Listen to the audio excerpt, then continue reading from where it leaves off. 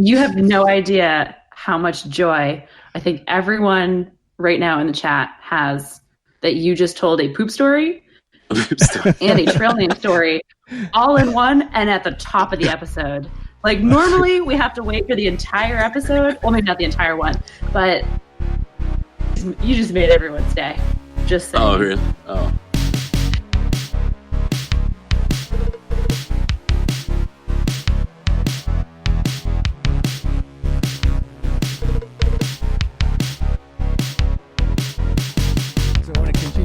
With our introductions by sharing with everyone here who's on the line who we've got as our featured guest tonight. We are still waiting for Voldemort to join us. She just texted me. She's on a call with work. She's going to be a few minutes late.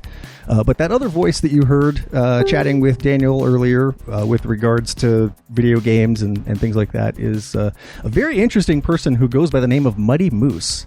Muddy Moose, are we okay to do real names, or you want to just do trail names? It's up to you. I mean, you can do real names. I was kind of like asking to in the back of my head. I was like, do I call you Gary, or do I call you, your trail name?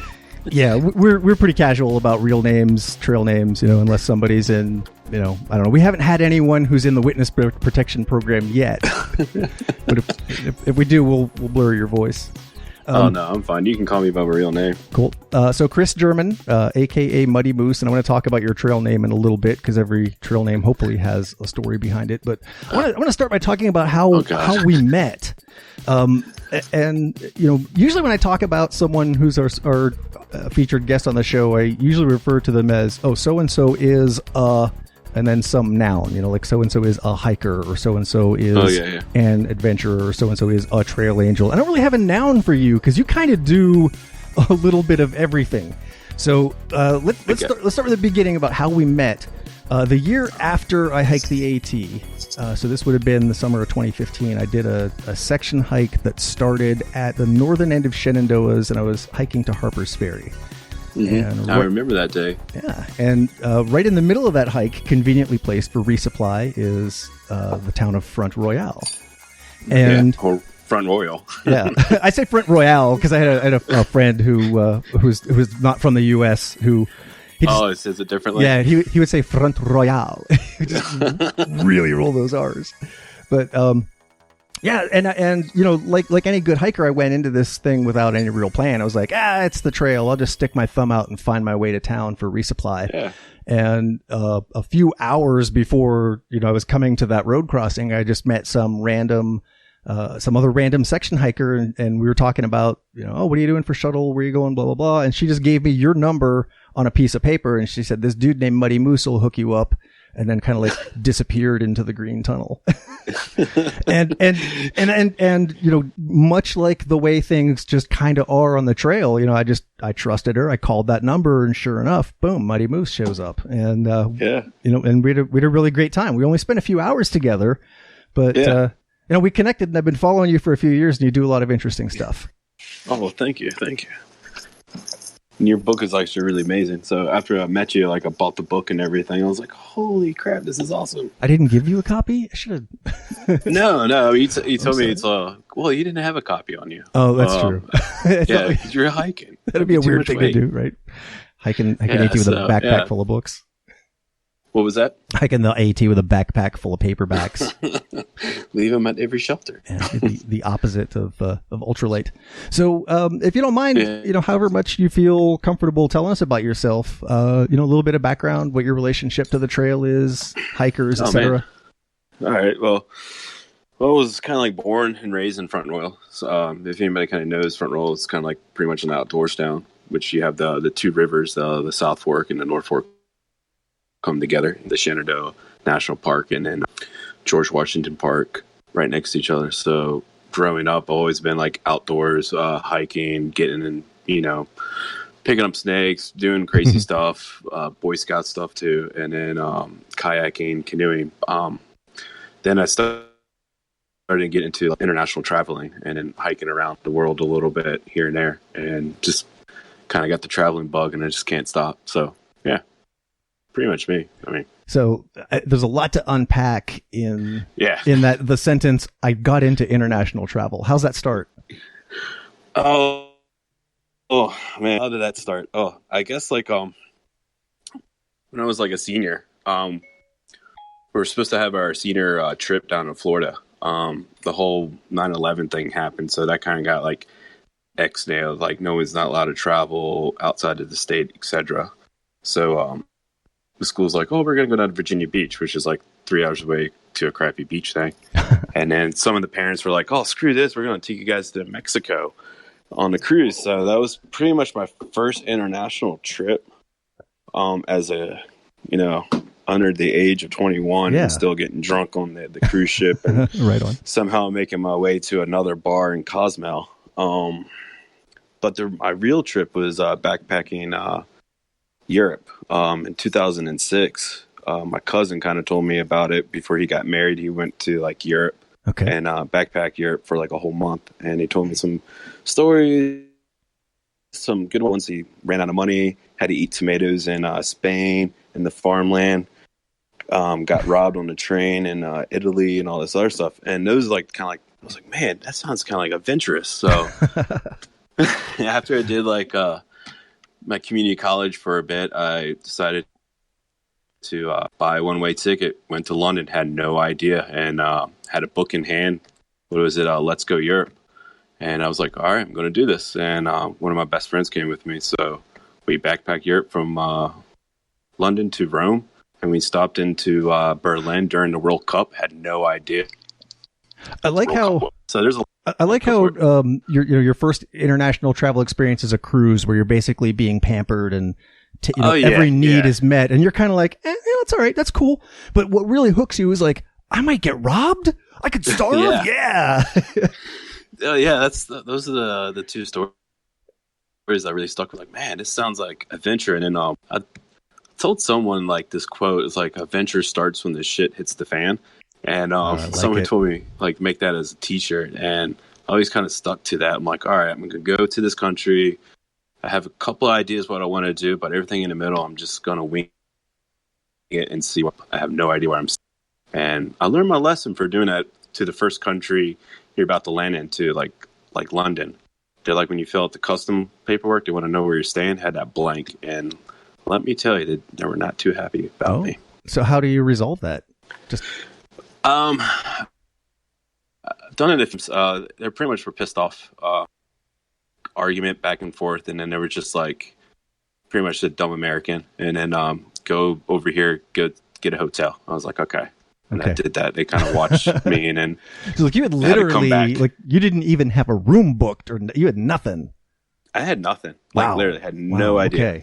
Okay. I didn't know what time I was going to land over there. That's how like I was like, shit, I'm just going to go over there and do it. And then I think it was 11 p.m. when I landed, and had no idea where to go. Have you ever wake up in a country that you don't remember entering? I remember waking up in Amsterdam and having no idea how I got back to my hostel. That was a rude awakening. That was like, whoa, what the heck happened here? That sounds like that could have either been a very good or a very bad night. I have no idea. I woke up, there's some girl like changing, getting clothes back on or whatever, and I looked at her, I was like, oh God, what did I do? Where's my wallet? Where's all this? And then next thing you know, I kind of looked at her like, kind of doing the finger pointing, like, did we do something? And she like looked at me and like shook her head no. And I was like, okay. And she said mixed hostel. I was like, oh, so it's male and female. So that was my first hostel actually staying in where it's mixed, where male and female stay together. All the other ones, it was like the males and the females were separated. So yeah. Kind of throws you off course when you're waking up with a bad hangover and you're like, oh crap, what the heck? So what the heck did I do? So that whole spirit of just kind of throwing yourself into something with, 80% of a plan, is kind of seems to be at the heart of thru hiker culture sometimes. You ever get that bug? Yeah. Have you done any long trails, or do you plan to? I plan on doing some long trails. I mean, the longest trails I've done is probably like a week and a half long or so on. But like I don't know, I'm trying to pay off my student loans right now, which will end here shortly. So after that, I'll probably reevaluate some stuff and then probably do the AT or go down to New Zealand and do, which I like to go back down to New Zealand because that's such a beautiful place. Yeah, I was hoping that we'd bring that up. And before we get into that, I just want to ask real quick. I see Voldemort in the chat. Are you with us, or are you just I'm just lurking like a creep? Ooh. Sorry. I'm excited. Welcome. I like to make an entrance. I like to be a little late and also be really weird when I first start talking. Oh, really? Okay. I mean, I just made that up. I don't know. No, you're fine. Gary, am I weird every time I come onto the show? For sure. Yeah, even when you're not on the show. Yeah. All right. Cool. So, yeah. Hi, I'm Voldemort. I'm Chris, or Muddy Moose. I'm Muddy Moose in there. I didn't know who our surprise guest was this evening, so I'm learning. I'm learning so much. Yep, I'm not sure what point you jumped in, but feel free to. I jumped in at no, you haven't hiked a long trail, and something about traveling.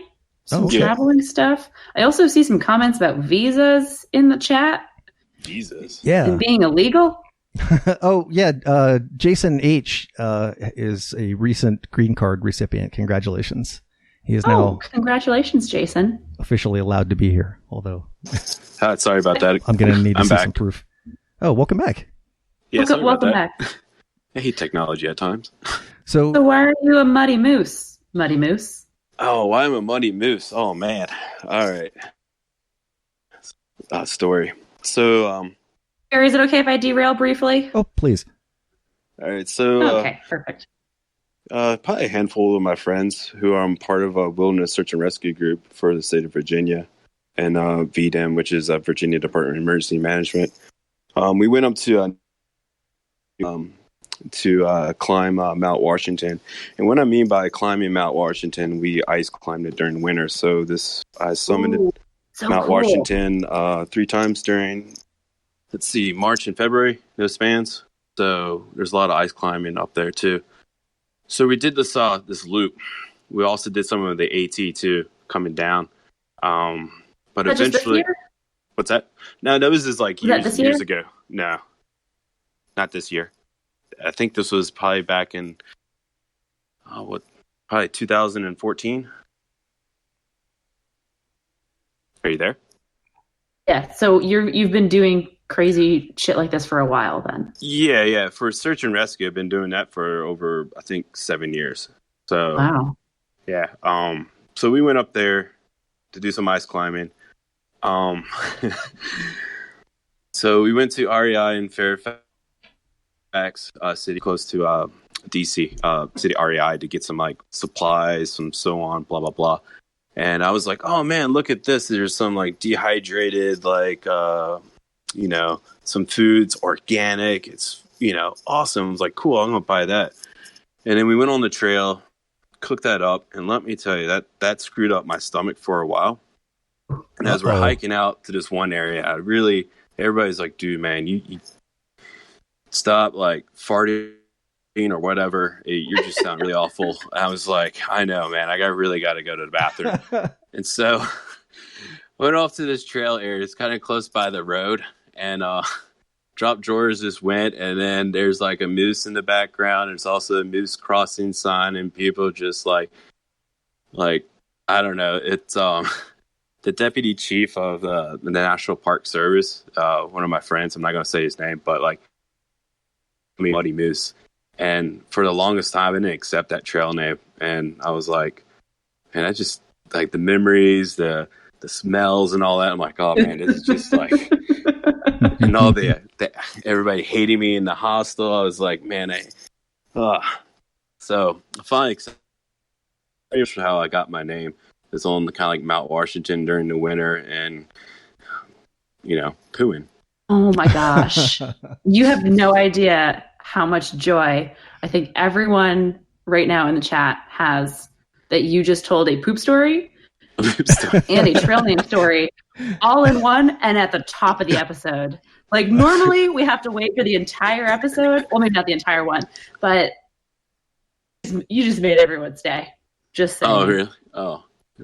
Yeah, so our final question, Gary, I'm just going to spoil this if you don't mind. Our final question, poop always comes up in the show. Okay. It always does. But one of our questions that we ask every guest at the end of the show is, do you have a funny, good or bad poop story? And you just came right in with it. That's pretty much my funny. This is great. Yeah, it's pretty much my funny poop story right there. That And is perfect. trail name. Love thank it. you. Megan, while I'm thinking of it, I was talking to Katie the other day, and she mentioned to me, I forget which episode she was listening to recently, but she said that she likes the way you pronounce the word poop. Yep. So do I pop my piece? Oh, I don't know. She just put a big old smiley in the chat too. So, yeah. Can you hear me well enough? Like, can you hear the poop well enough? Perfect. You hear the beginning and the end of it? Oh yeah, yeah. It's a very well-rounded, nice, solid, good sample. It's a good sample. Perfect. Yeah.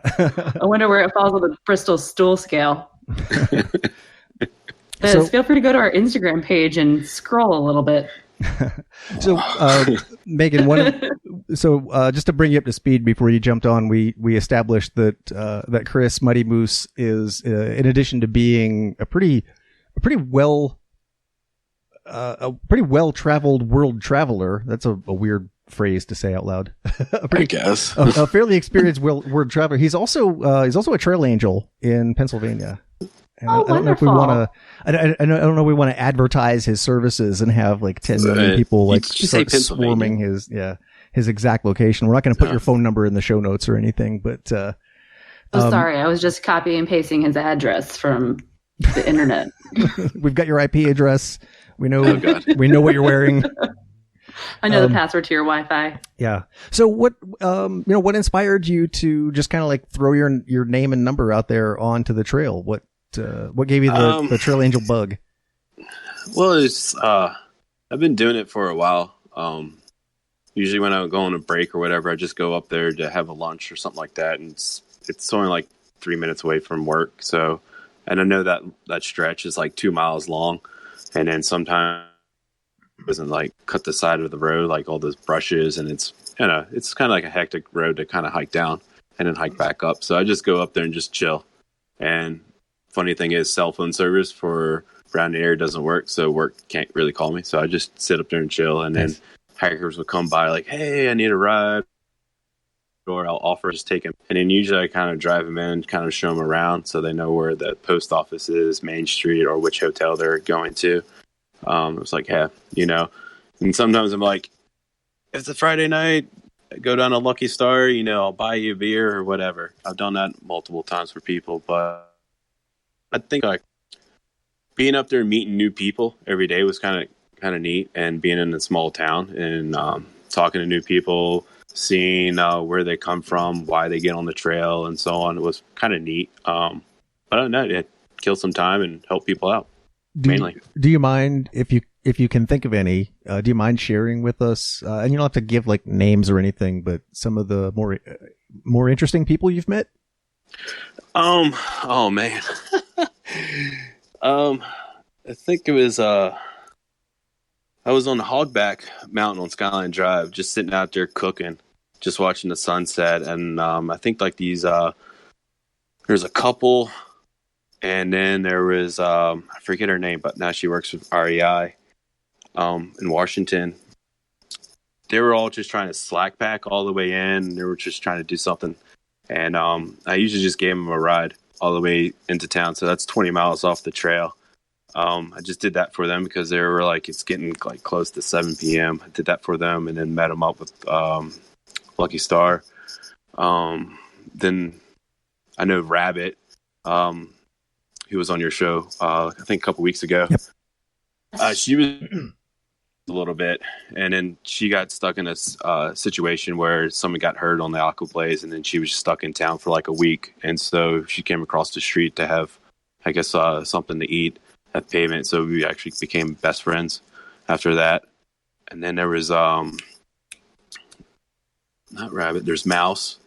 Mouse did the same thing. Aqua Blaze, I helped them out a lot because I also work on the river too during the summer. Front Wheel Canoe Company, so we do a lot of aqua blazing, helping them out. And there was this. Speaking of aqua blaze, there's this one thing my boss gave me this package. He was like, "As medicine, this guy's on the river. Go find him." I was like, what the heck? I got to find this guy. And so I stuck down in the front row pretty much for 3 hours waiting for this canoe guy to come down. And I found him. That was actually kind of fun. Oh, I'm trying to figure out. There's a lot of other people. I don't know. Yeah, for anyone, really random people. Yeah, not familiar with the term aqua blazing, the Shenandoahs is a very popular. It's kind of like instead of blue blazing, taking a side trail, aqua blazing. People will rent boats or sometimes make boats. yeah. Or rafts. Yeah, and paddle. You can do rafts. Yeah, the Shenandoah instead of hiking the trail. You've paddled, right? Yeah, I've done the aqua blaze. Yeah. What's your preferred craft to take on the mighty Shenandoah? There'll be a canoe. A canoe would probably be your best way of doing the whole aqua pack. You can't put too much food or water in there. And I see other people do, like, we had these people bought like rafts and they went down, which that was actually kind of funny seeing them. But I'll say a canoe. Okay. Have it's you, a lot easier. Can we sidebar into water sport for a little bit? Have you done any other kind of paddling? You ever kayak? Whitewater kayak. Oh, okay. All right. Yeah, I'm also a kayak instructor too from ACA. Oh, no, I used to be. Okay. Oh, nice. Yeah. We were just at the Nantahala Outdoor Center last week. Oh, nice. Yeah, we're about 90 minutes from there. I don't remember it being so far. I remember, I stopped kayaking years ago, and it's interesting when we were boating all the time. I remember, it's just over the hill. It's like just over the ridge, and it's been a couple of years since I've been there. And then we went last time, and I was like, God damn, we've really been in the car 90 minutes. Jeez. Yeah, but it was. Yeah. Okay. Yeah. So wow. My paddling skills were kind of. My skill never kept up with my ambition. I had my eyes on that class 5 stuff, but like 2+ is where I started dislocating shoulders and shit. So, oh man. Yeah. Yeah. I'm a very tall guy. My center of gravity is actually above my head. So yeah. I remember you being tall. Yeah. My boat flips and I'm just, pop the skirt. I'm out. I'm done. Yeah. Yeah. Cool. That's on my list of things to do this summer. Oh, so to get in a kayak. I think you would really love it. I think I would too. And I'm up in Maine. So there's a lot of people who do sea kayaking. That's a big thing up here. But I looked at the cost of the boats, and if I want to get a boat, I would have to get multiple boats to the water that we have in Maine. So it's a lot of boats. I don't think I can handle that many boats. I might have to start renting, maybe get someone from the South to teach me how to kayak, someone who's like a certified kayak instructor. Dropping hints here, just saying. You're good at that. Well, sea kayaking, you're on your own. I can't teach you how to do that. No, we've got whitewater too. I'll do that. Yeah. I want to do both. I want to do all of them. I want to learn how to do that rolling thing. Oh, okay. Rolling's it's easy in a way. I want to learn how to do the thing where you and the boat are one and just kind of flip over and you just go underwater. All of a sudden you come up, you're like, that was no big deal. That's what I want to do. All right. That's simple. Although I'm sure it would make me feel like I'm drowning. But that's the hard part. Just getting people to be calm, being upside down. I think that's the hardest part. I used to swim competitively, so I feel like if I can do a flip turn, I can probably roll a kayak. I mean, be comfortable upside down in the water. Yeah. You have to use your hips, and then once you use your hips to kind of get your body halfway turned, then you can the CDC roll. You could probably look that up on YouTube to teach you how to do it, but it's pretty easy. I usually teach people how to do the CDC roll. C2C roll first before any other type of roll. All right. I forget what the gonna have to bug my friends stand for, or are you tracing the letter C? I forget what the C is. I just know it's C2C. Yeah. It's the other one flings you around. I always screw up on that one, and I usually do C, and I also can do the hands. So without a paddle, I can flip myself over. So I think, oh wow, of that, I'm like, okay, I don't need to learn anything else. I'm pretty good. That burns a lot of calories. that method. Yeah, when you screw up the first time, you're like, oh god. So back to aqua blazing. You ever catch like a batch of thru hikers who are aqua blazing with some shanty craft they've thrown together, like hitched barrels or like a mattress? Like towing coolers, no business at all being on the river, right? You are referring to like an air mattress, right? Not like a standard foam mattress. Like someone thought foam was going to float or something. Oh, it's funny. I've seen somebody with it was a canoe and it had 2 branches on the side of it strapped to a paddleboard with a I guess he bought the shade from like a table shade. Walmart or whatever, somehow rigged that up to it, and I'm just seeing him coming down. I look at my binoculars like, what the hell is this coming down the river? I was like Huckleberry Finn or some shit, and then he gets closer and I see like his canoe. I was like, you're aqua blazing, are you? He's like, yeah, I'm going all the way to Harper's Ferry. I was like, good luck, friend. Wow. The dam. He's got a Thermarest PFD. Yeah, I was like, oh, there's another dam. Like, there's the Christian College Dam, and after that one, there's I think it's the big dam right before Harper's Ferry, where it's like getting out and taking a canoe around is like, it's like a workout. Well, yeah, I bet, especially with all your gear and you haven't used your arms in any way for 1,000 miles. Right? Yeah, so you're kind of like Jello. Any upper body strength you have is gone. So the first time you have to swim, it's just so, yeah. If you're going to aqua blaze, you really need to know what you're doing. It's not just, Yeah. I usually tell people, like, if you're going to do the aqua blaze, don't try to filter the river water. I think that's like a really bad idea. Yeah. And then, is to go to like the 7-Elevens or whatever, and then just get a couple of gallons of water and then a lot of beer, and you should be good. How long does it usually take? From Luray to Front Royal, 3 days. From Waynesboro all the way to Front Royal, 6 days. And then from Front Royal to Harper's Ferry, if you go through the outfitter who can help you out a lot more, it's like another 3 to 4 days. What do you know about the camping along the way? I hear there's a lot of private property on those banks. Yeah, so all the way from, I think it's from Waynesboro all the way to Front Royal. You can camp on the left-hand side where the National Forest kind of meets with the river, and then any island you can camp on. But majority of the time, like some of the people who own river lots are pretty nice. They'll let you camp on it. You just got to get permission first. If not, you may wake up with a shotgun to your face. Who knows? Or you may have cows surrounding you, like looking at you like, what the heck? Wow. Worst case scenario, cows with shotguns. Oh, yeah. And you're really screwed. Yeah, that'd be kind of creepy. I don't know, man. They're all wearing leather jackets. I don't know. They got food in that tent. Let's go get it. It's got a Twinkie. Yeah, that's pretty much like what you do. You just kind of find a way. Some people just get like hammocks and just camp on the islands, which is a lot better because camping on the island with a tent, it kind of sucks because you get like little sticks or rocks, or it's uneven, or it's just like tons of like, I don't know, like roots everywhere. So a lot of people kind of try to do the hammock. So if anybody listening is going to do that, bring a hammock. You should be good. Idea. Oh, that just sounds idyllic. Hammock by the river, middle of summer. Yeah, it does. Well, if you're okay with mosquitoes. Oh God! Don't say the M word.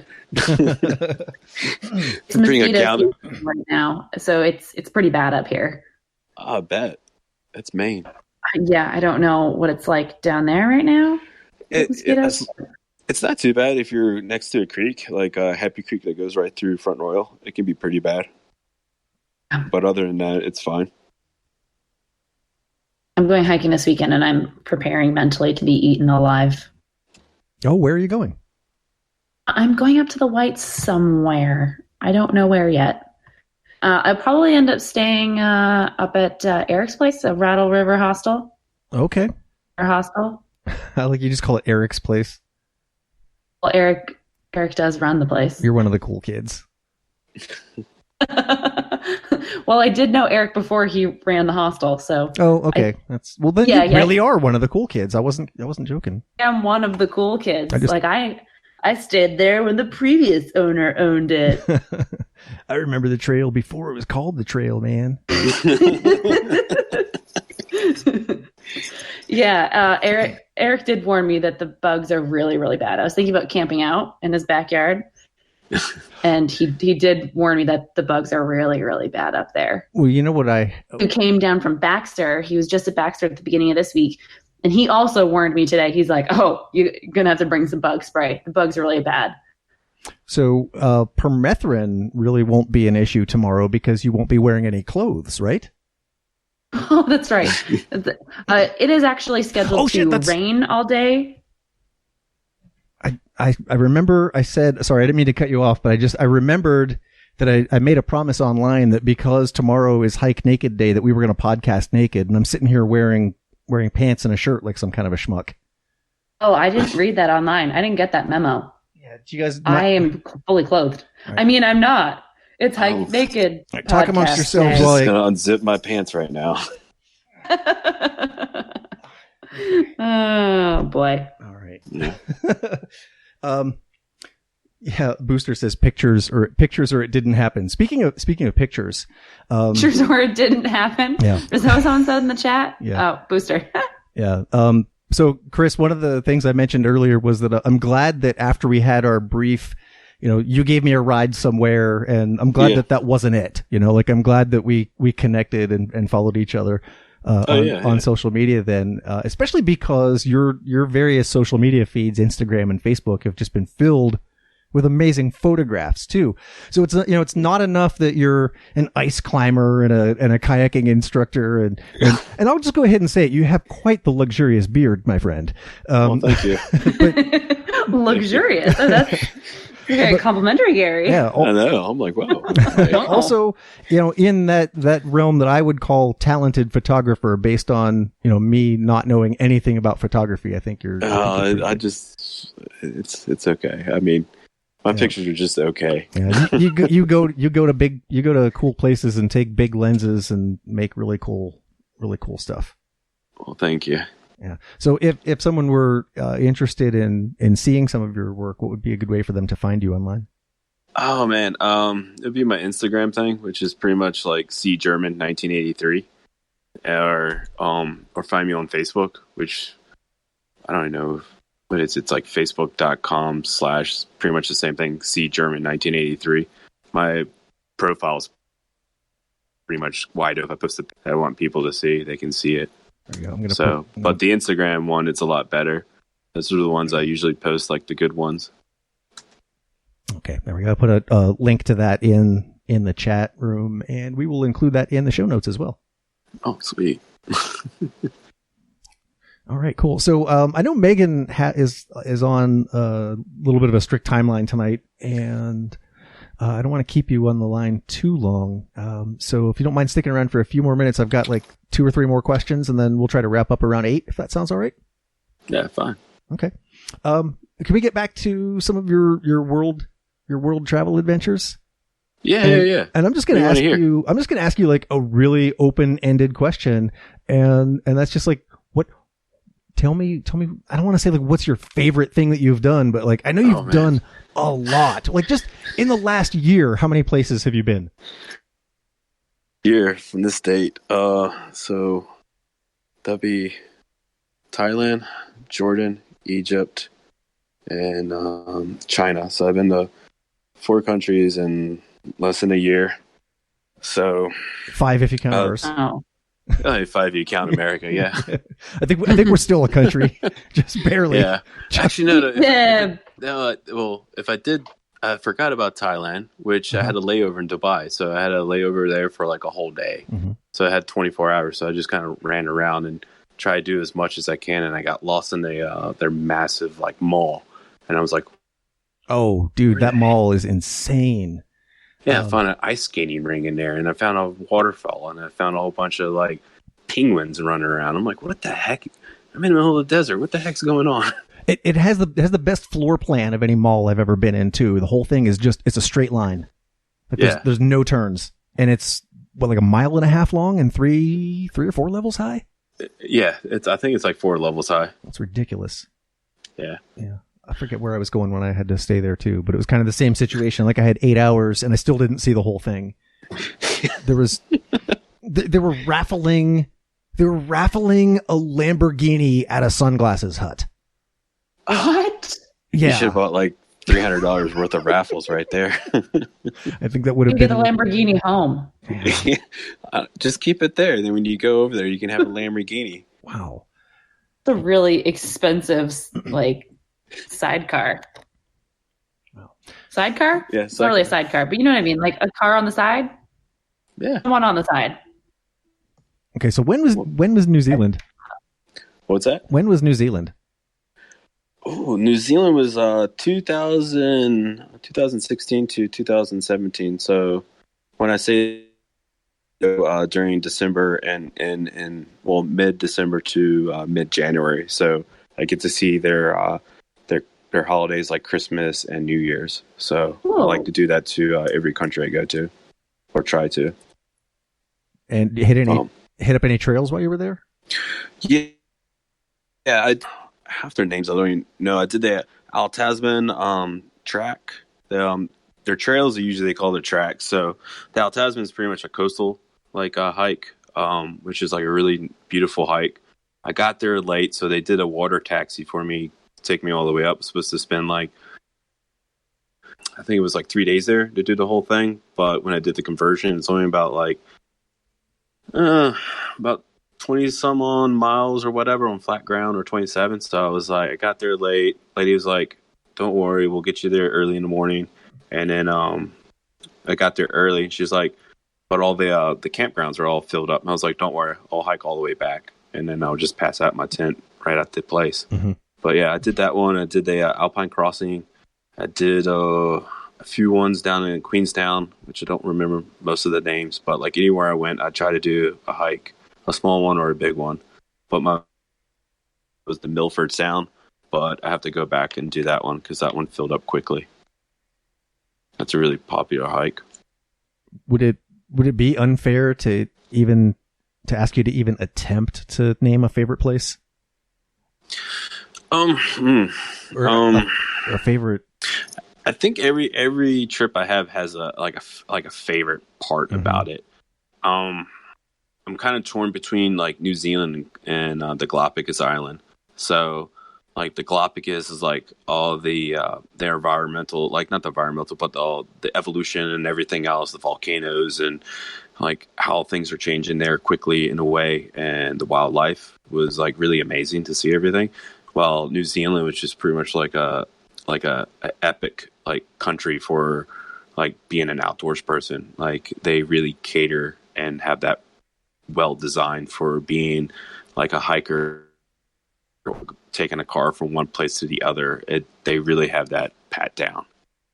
So, or you go to Australia where it's you go to a beach every day and work your way around the coastal. So, wow. I mean, it depends what you're into. So, for me, I'll probably my favorite country so far.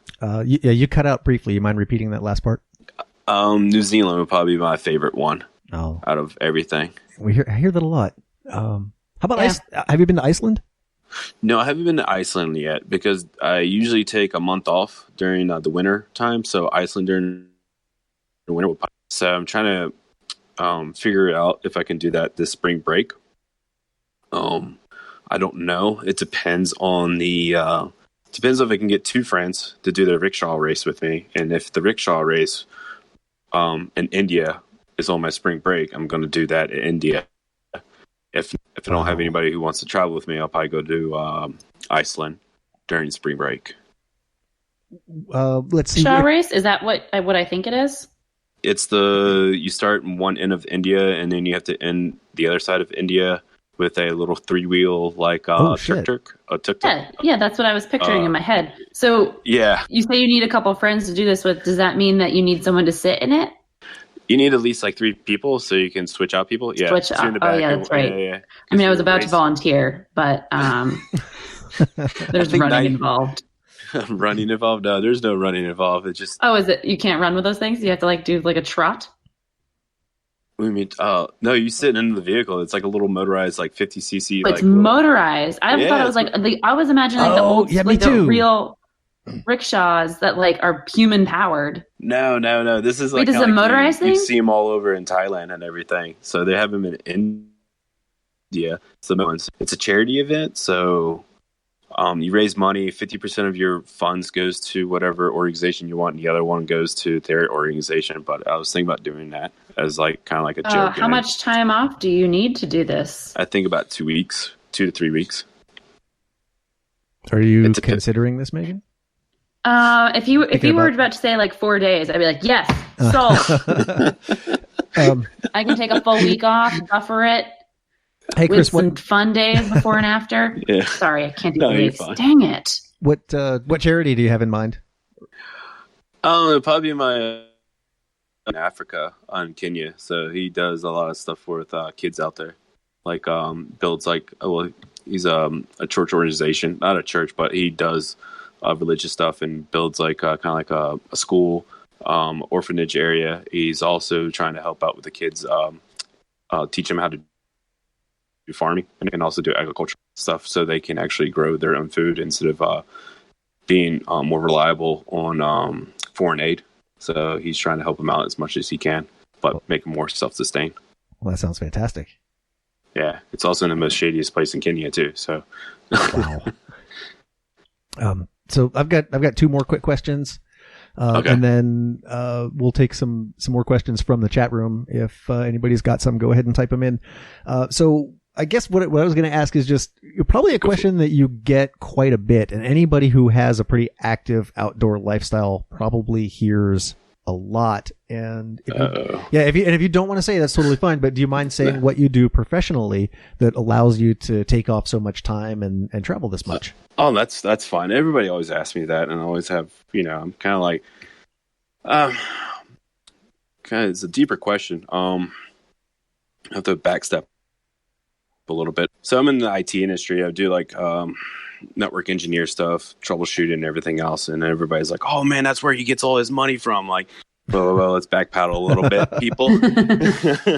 I used to work down in DC and did all that stuff for a while until like corporation was like, you can't take 2 weeks off in a row anymore. You just got bumped up. You can take a week here, then maybe 6 months later take another week. And I'm just like, how the heck am I supposed to go over here for like a week? It takes me like almost 2 days to get there on the airplane ride, so I can't do that anymore. One of my good friends was like, hey, we have an opening at system, so I do IT for the whole county. So their thing is that they have a holiday break between like the Christmas time off and New Year's. And my boss, who's my director, was kind of like, dude, you travel a lot. You seem like you love it. I want you to be happy. So you can take an extra 2 weeks off during your holidays. Just take your weeks and then have a month off and just go travel. And I was like, all right, I'll do that. Then he's like, then there's spring break. This year we get a full week off. So I was like, well, I'm going to take a week there, get 2 weeks off. So that's usually what I do. And then during the summer, I still work for the school system. It's more busy here because we're rehauling everything. And then on the weekends, I work for Infernal Canoe Company as a driver. So I take everybody out on the river, tell them to get on my little short bus. And then I'm like, come on the short bus. You don't need no helmet, people. Let's get you on the river. And then let's put them on the river. When river season's over, I work at an outdoor retail store in Front Royal, which is called Mountain Trails, which, if anybody knows, has the AT base camp in it. So I work there, help out AT hikers or help out anybody who's looking for outdoor gear. And then, that's your job. I do AV tech work for the school system. So when somebody hires an auditorium place, they need a AV tech. So I do the audio, video, and troubleshooting for them. And so all the lighting and everything. So I do that. And I do a lot of other work too. That kind of has nice benefits. I work at a winery to help out with the Rappahannock Cellars. They make wine and they need people help picking grapes or whatever. So they pay me in wine. So I was like, all right, I'll do that. But yeah, I do I think you're up to eight jobs by my count now. Wow. Yeah, I think that's the definition of hustle.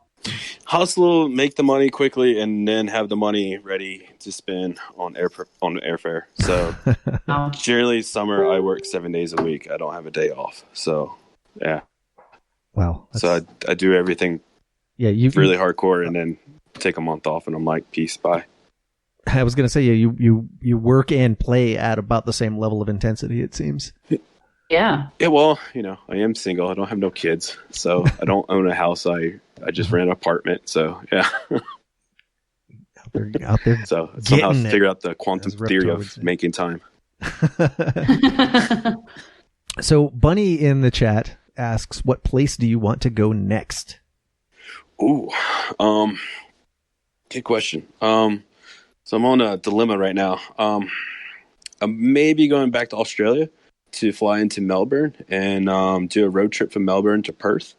There's a few things I did not see when I was doing the coastal road from Byron Bay to the 12 Apostles. If that works out, that'd be great. And also, if that works out, I'm going to have a layover in Fiji and also see around the island, goofing off. And then if the Australian thing doesn't work out, I will probably go to Brazil. Probably combine Brazil and Belize together. To be there, also see one of the 7 wonders of the world, because I only have 2 more left. I have to figure out how to buy a motorcycle in Indonesia, buy secondhand, and go from, I think, Java Island all the way over to that one island that has those poisonous lizards, the Komodo dragons. Oh, yeah. So just kind of work my way around and then do that. Wow. But it depends on flights and all that. Everybody's like, well, today going to China only costs $400. Well, I'm going to go there. Versus like Australia, which can go up to $2,000 to get a flight. Right. Yeah. So, wow. I mean, it really depends. Any place that you is there any place that you want to go but you can't for whatever reason? Off limits, too tricky, just whatever reason. I was in talks with one of my friends to go to Iran. Now, after the political stuff, I think Iran is out of the question right now. I had a friend who told me I should go, and then I have an Iranian friend over here that told me I should go. But after the political stuff, right. I think that's out of the question. I do like to go to North Korea just to see all the propaganda and just to see, with my own eyes. Oh, wow, yeah. And but also not allowed into North Korea though, right? With a authorized tour group, I think you can do that, or you're on to be on a special visa. I just can't do it solo like I usually do my trips. Matter of fact, I probably don't feel comfortable going over solo. But yeah, I think you can. The process yet, or right now, political stuff be kind of crazy, right? But I don't know. I'm just trying to go see everywhere right now. So hopefully the next 2 years, I'll probably sail from. I think it was Argentina. Yeah, sail from Argentina to Antarctica. That's on my radar too. So I have to save up for that.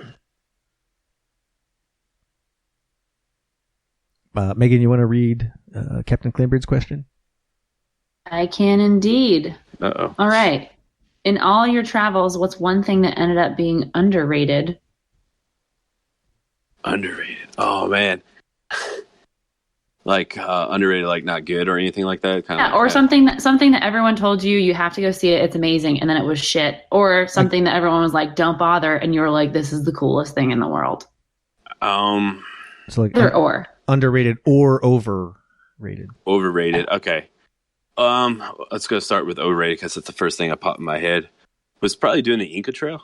Oh, interesting. Yeah. Doing the Inca Trail in Peru, going to Machu Picchu was kind of like overrated. It kind of like it was kind of like weird.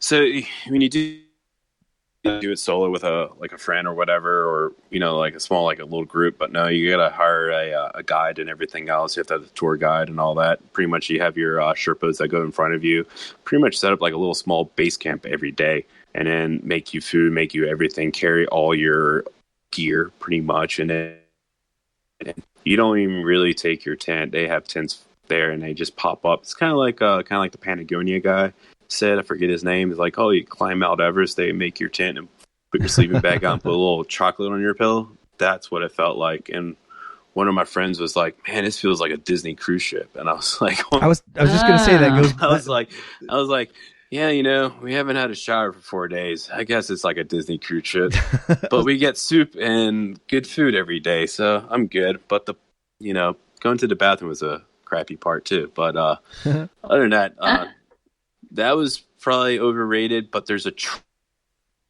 on the backside of the Inca Trail, which you can get a permit and do solo, and it actually goes a lot higher. It goes up to 14,000 feet on the crossing, and then it actually takes you into Machu Picchu. So that's actually the cheaper route and the preferred route if you're doing solo and don't want to experience the whole Disney cruise thing. So, yeah. I love that the two worst experiences you've had in this entire conversation have involved people feeding you. Specifically, like, with anything with the word luxury in it, Muddy Moose is like, no, yeah, I don't know, like, yeah, porters, like chocolates luxury. On your pillows. I mean, there's, it's funny because your description of Machu Picchu, Katie and I did. When did you go? Let's see. I think I did that in 2013. Oh, so we did it in 2007, and it sounds almost exactly the way you described it.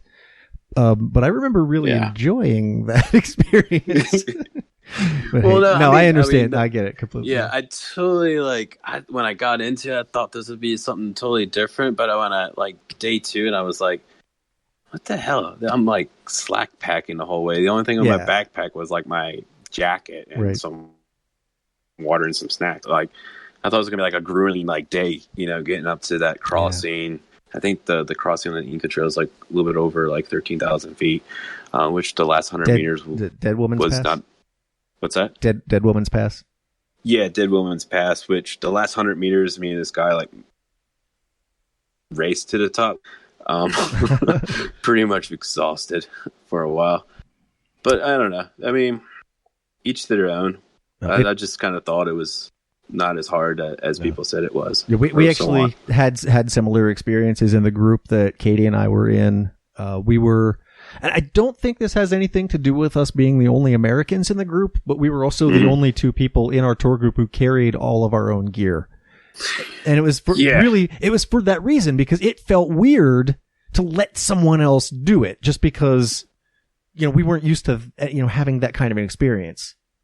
Oh, I'd come out of the military. She had come out of years of, backpacking, backcountry style, the way you're used to. It was the same thing. They were like, oh, we'll take your stuff. And we were like, no. And then now by the time we got to that first 14,000 foot pass, we were changing our tune. But for me, like when I first came in here, oh, yeah, have your gear and all this. I show it my backpack. And that guy was like, oh, this is how much you brought on this whole trip? I was like, yeah, we're here for 2 weeks in Peru. I only brought like 2 or 3 outfits. And everybody's like, what the heck? As everybody else is like rolling in like luggage after luggage. I was like, oh, man, I have a 38-liter backpack. And that's usually how I travel, just one 38-liter backpack and everywhere for a whole month. I'm like, all right. Awesome. Only 3 outfits. And everything else, probably like a tent and a few other things. Let's see. Underrated. And that might be like revealing some hidden gem that maybe we don't want to. Maybe we don't want to say where the secret fishing hole is. Oh man. Gosh, what was? There's a lot. There's some things like really cool in Thailand to go see. There's I think it's Walapu Cove, or Walapu Cave, which is operated by the Department of Conservation of New Zealand.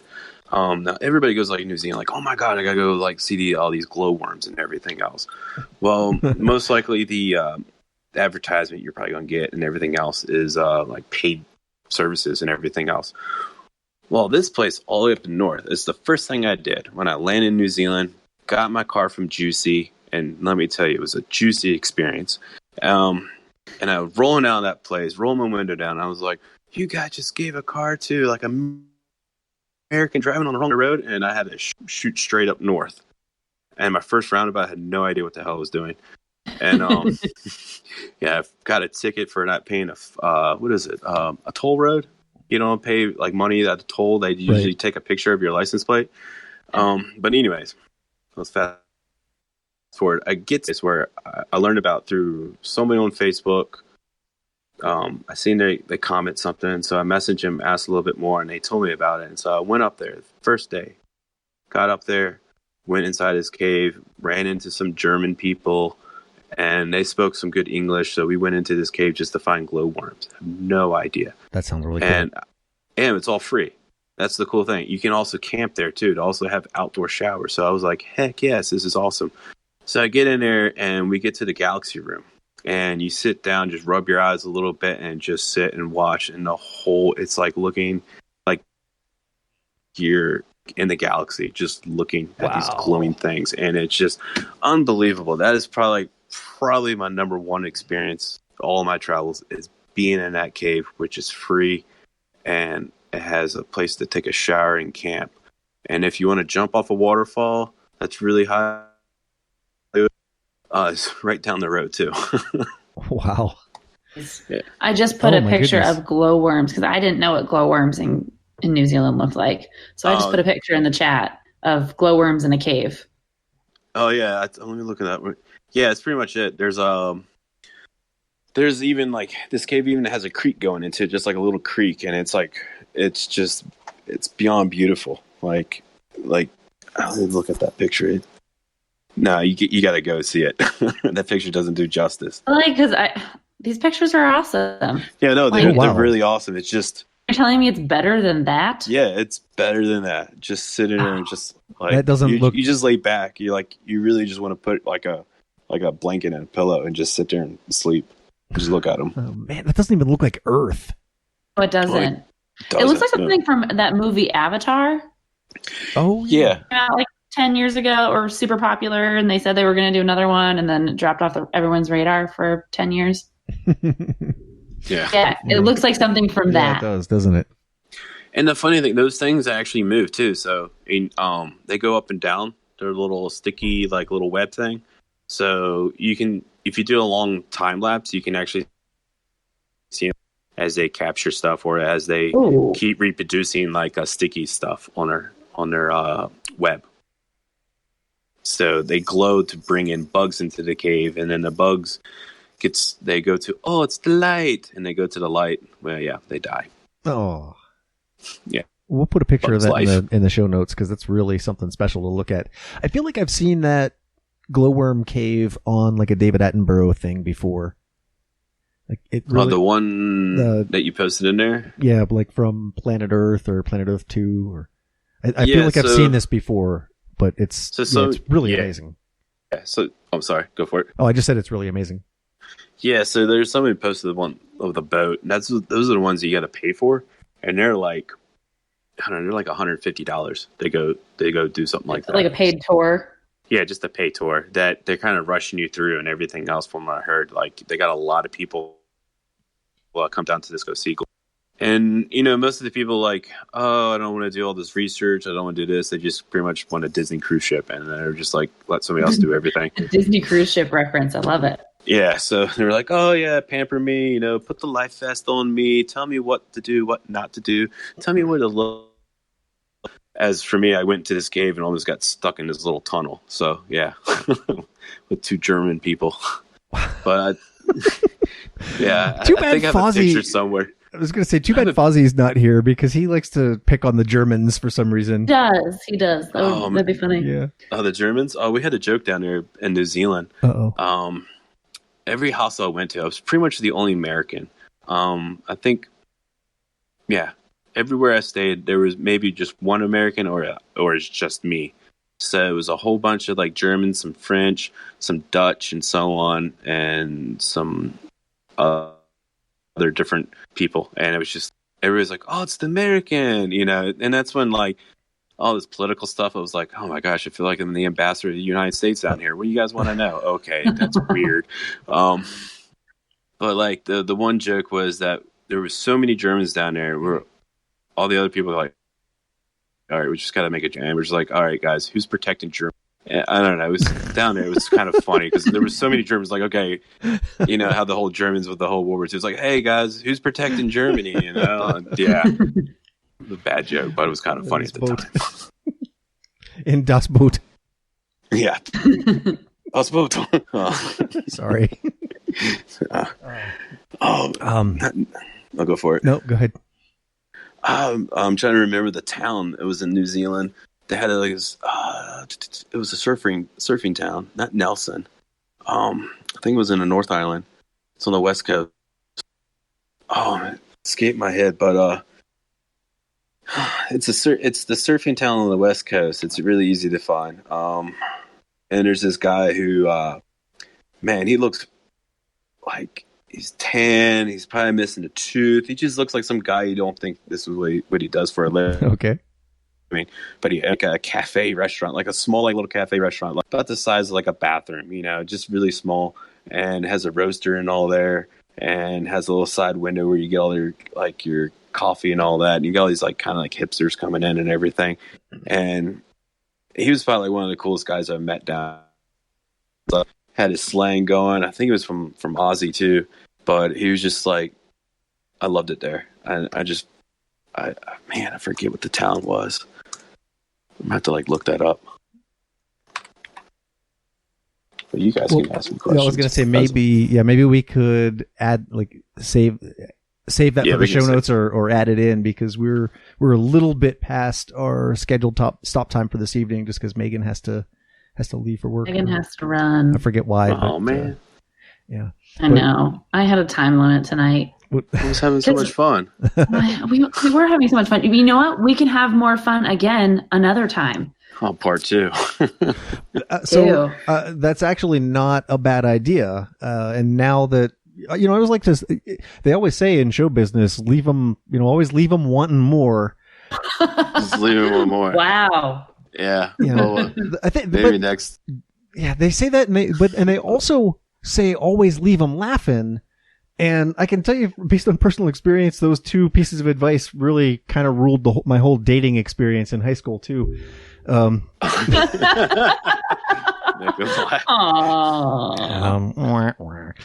it's always a good sign when we definitely want to hear more at the end of our conversation with someone. And I'd like to use this opportunity to extend an invitation to you to come back at any time.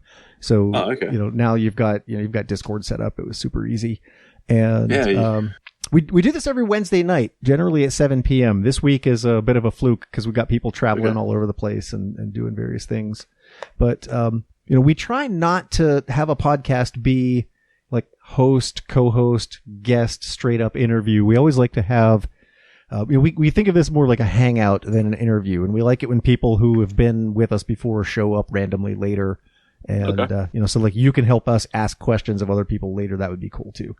I can do that. That's no problem. And so, some people like Keith Foskett, we had him on the show a while ago, about a year or so ago, and he's had so much fun that he comes back like every other week. And, I was talking to Black Alachin earlier today. He was going to try to make it, but we might get him next week. So that's something to think of for future episodes. But by Black Alachin, he means Black Elation. Oh yeah. you know who I'm talking about, right? Yeah. Yeah. Okay. Although honestly, I think he pronounces his own name Black Alachin, so that's the proper way technically. I think so. Yeah. Yeah, but I mean it's still Appalachian Trail. Yep. But Appalachian Trail. Not that anybody has opinions about it, or All right, so let's do this, and then we'll sign off. We'll give one final question for our guest, and this one's another open-ended one. And if you need some time to think about it, or just straight up don't want to answer it, that's cool too. But if someone's out there listening right now, maybe they're at work, they're in their office, or they're on their commute to work, and they just they're really sick of their job and they just want to travel more. And they want to do what you do. Do you have like any advice or words of inspiration you can give that person? Man, there's there was a video I seen on YouTube. I can send that to you later on. Okay. That when I was commuting to DC, and then the video kind of related to my life is being stuck in traffic all the time, like adding the hours. up getting your cut and everything else. And, you know, in the end of every day, it's like your time, your life is more valuable than your job or whatever, your paycheck or whatever. Your time is worth more than anything. So if you got to take a pay cut, you'll redo things, you know, go from a big house to a small house, or heck, living in a van down by the river. To do your dreams, man, go for it. No one's going to judge you. I mean, if people do judge you, I mean, they're probably just jealous. I've reduced my life down to like pretty much one carload of stuff, you know, and people just start seeing what I was doing, and they were just like, "Holy crap, you're actually living your dream. You're going for your stuff." I mean, do what you got to do to get to the next point. I mean, if you got to pick up a second job, do it. I mean, take that money, put it aside, and then, you know, go for it. I mean, that's what I've been trying to do. It's just like the one question is like, "Oh, where are you going to go next?" I'm like, I really have no idea. I'm just going to let the river take me. I'm just going to go with the flow. I'm not going to, if I see a route through the rapids, I'll go through that and I'll get through. And then when I get through, I'll go to the next place. So just keep on going. I guess that's pretty much it. Wonderful advice. I guess. I don't know. I don't know if you should be taking advice from me. Another Stories from the Trail. Another Gamma in the chat says, another Stories from the Trail life coach. We have a lot of those. So, seems like all of our guests are like part-time life coaches, or could be. I don't know. I mean, when I work at the school system, like, another thing I do is like when I do my travels, I also send pictures to all the teachers and everything. And it was kind of funny. One teacher actually told me, like, she always like shows the pictures to the students and everything. Like, hey, this is the IT guy who blocks you from watching YouTube videos or going on Facebook or whatever. But look where he's at right now. He's in this country doing this, being attacked by monkeys, or being in China or something like that. And apparently, when I'm getting a lot of feedback, I've been doing it for a while, and a lot of people like enjoy it. They come up to me and they tell me, like, you know, "Oh man, where's the next place? I would love to see it." We had one teacher actually like leaving, and she wanted to get give her email address to me, so to share the venture, so she can share it to her next class and so on. A lot of the other teachers like went to Jordan, you know, with the Petra and all that stuff, and they wanted to use a lot of that information, pictures and so on, into their curriculum. So I thought that was kind of like cool to hear that, and also it kind of drives me to keep going forward, because I'm finding people that are actually kind of like liking it. Kind of helps out, but it's actually my own agenda. Like, I'm going to do something for myself, but helping other people to get to that point. Like, maybe, you know, maybe they'll do something like the nurse. She was like, "Fuck it, Japan," and she went to Japan. I was like, "Hell, have fun. Just don't get lost in Japan." Actually, do get lost, but you know, yeah. It's like hike your own hike, but like taken to the next level. Like live your own life, literally. Yeah, kind of live your own life. Don't get stuck in the room where everybody's like, "Oh, I got to be like Insta famous," or I got to have, like, you know, all these other people like loving me, or I got to go to finish a school, got to go get a girlfriend, get her pregnant, buy a house, get a minivan, put my kids to like soccer, and then somehow, hopefully I don't offend anybody, but no. then retire at 65, which is normal people listen to this. Yeah, like for me, I'm like 65, man. Retirement could be at 70 by the time I get there. So I mean, like, right? Like, if am I going to be still living, still be able to climb a mountain? I'm 70. Hopefully, I can still wipe my own ass. It's like if you're not, unless you're fabulously wealthy, you can have things or you can have experiences. Yeah, and I guess we pick experiences. Yeah, I mean, I pick experiences. I mean, I'd rather go out of this world with a whole bunch of experiences, influence a lot of other people, have stories to tell and everything else, besides like $1 million in my bank account that I cannot use in the afterlife. So I'm like, yeah. Well, that's kind of like. Well, this is certainly been an experience, and we're glad that that you've shared yours with us. And I hope we get a chance to hear more of them soon. Yeah, definitely. Anytime. You have to come back. All right, I'll come back. You trust in my arm. We got another one. That's how we do it. We got another one. We got another one. Tricked another one. We got another one. All right. Funny. Hey, thanks again, everybody, for joining us in the chat room. Really appreciate everybody who's sitting there quietly listening to us do this. They're probably like, dude, this guy's crazy. Get him off the thing. Yeah, this is more fun because you guys show up and we keep coming back because you're here. So I like this arrangement. You keep showing up. We'll keep doing this. Thanks, guys. Thank you, everyone. See you guys. Thanks. Good night, everybody. Bye-bye. Stories from the Trail is a production of thetrek.co. Zach Davis, editor-in-chief. Each episode is recorded in front of a live internet audience. You can be part of that internet audience if you care to join us on Wednesday nights at 7 p.m. Eastern. There's a link in the show notes that tells you everything you need. Our music is by Lee Rosevere. Your hosts are Green Giant, Voldemort, and Reptar.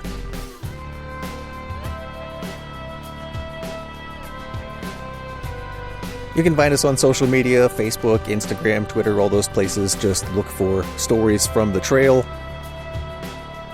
It's probably us. The show is recorded, mixed, and edited by me, Gary Sizer, in Blanket Fort Studios, which is just me in my basement with a blanket over my head. Thanks for listening.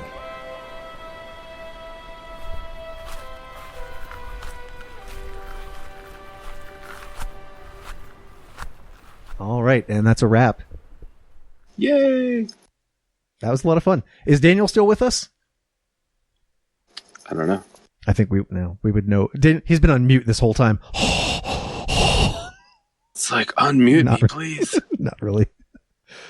Oh man, cool. So it doesn't take long to edit the show, but we have several shows ahead of this one. That's fine, man. So it'll be a couple of weeks before this comes out. When it does, I'll shoot you a link that you can share with people. And oh God, I'm afraid to share it to people. But like, oh my God, Chris is on radio. Yeah, you don't have to podcast. Yeah, oh no, I probably will just for fun. They'll find you anyway. We have millions of listeners. That's our range. We don't have millions of listeners. We have thousands of listeners. That's fun. Great. Now they're gonna look for my phone number and call me up for I need a ride. I'm like, see, when I first did that, I was like, I started handing out the phone numbers and so the phone number, and I was like, okay, yeah, that was kind of like a bad idea in a way. Oh, really? Then I was not like too bad. It was just kind of like it started blowing me up, and it was just kind of like, whoa. And then next thing you know, it's like, hey, I'm down in Waynesboro. I got your number. I'm like, yeah, I'm not coming down to Wayne. That's an hour drive. Sorry. But yeah, there was some. I was kind of like thinking about hiking up the trail to the two shelters, one go in the Shenandoah, just to see if my number's like in the the notepad and so on, or it's like written on the shelter, like, for a good time, call this number. Oh, that's actually how we met. Yeah, that's the one. And it was a good time. Oh, it was a good time. Yeah. Oh man, that's funny. Ah, cool, man. I really, really enjoyed catching up with you and hearing your stories. Oh, me too, man. I really hope we get to hear some more. I kind of wish it was a little bit longer because there's like tons of stories. Yeah, we actually did. We almost went an hour and a half, which is the full length of the show. We were only supposed to do an hour, and we wound up doing almost the whole thing. But that's cool. Yeah, man. Anytime. Love to have you back. It's been a lot of fun. All right, man. I'll talk to you later, man. Pizza time. All right, pizza time. See ya.